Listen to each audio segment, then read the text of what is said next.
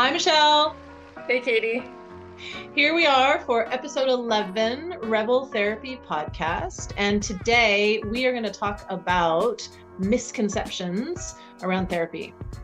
I think we're also toying with the idea of doing a series of shorter episodes unpacking different misconceptions. So if anybody watching this has any ideas about therapy or any questions about how therapy works, shoot them to us and we'll try to incorporate them. Yes. You can comment on the video. Anywhere you want to put your comment, we'll get it. So what is the main misconception that you get, Michelle, when you're talking to people about therapy? Why would I pay someone to just sit there and listen to me? Absolutely. I get that too. And then I also get from people, well, I tried therapy once, but the therapist didn't do anything.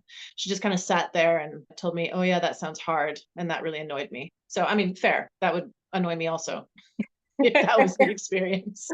So too passive, right? Like just sitting there in observation, or maybe I think people sometimes feel a bit of judgment, like you're going to go in and share your story and the therapist is going to sit there and think things about you. I think that can make therapy really intimidating for people to think, oh, I have to go there and there's this person just like thinking about every little thing I'm saying and they're not going to tell me what that is. And it just feels very vulnerable.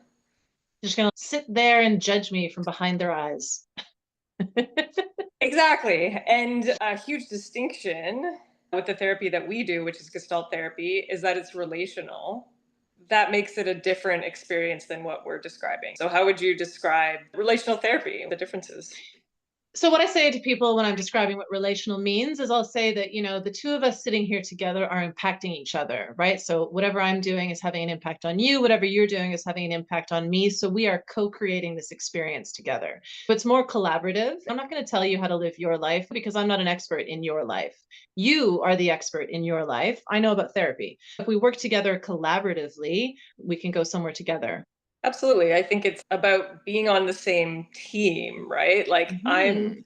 not there to be this like separate observer that's No. judging and deciding what's good for you or how you're living your life. I'm not there to just not interact with you in a way that feels authentic. Like, I am some kind of expert or professional that is not a person, too.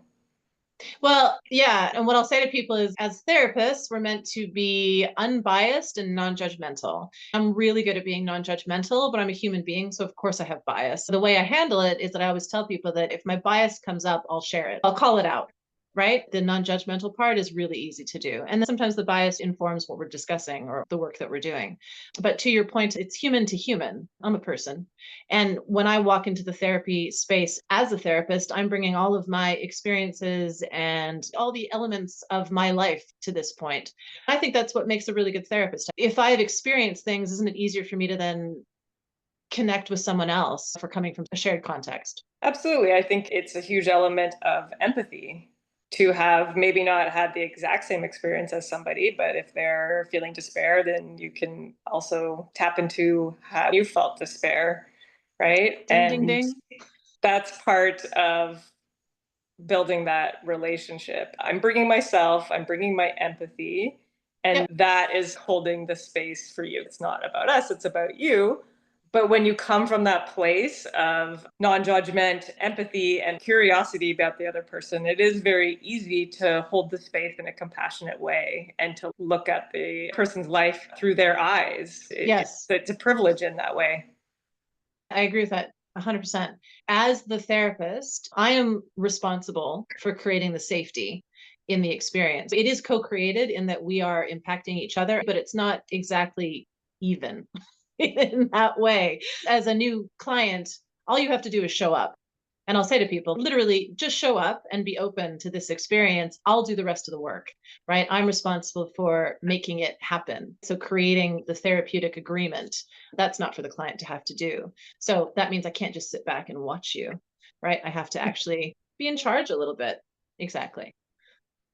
Advice, yes or no? Big. So as you're talking about creating the boundaries and creating that container for therapy to happen safely with a client, we are not responsible to tell you what to do. Oftentimes, people come in with an expectation or leave frustrated because they're like, I came in with this problem. They didn't even tell me what to do. They didn't even give me advice. So then what are they doing? What am I coming for?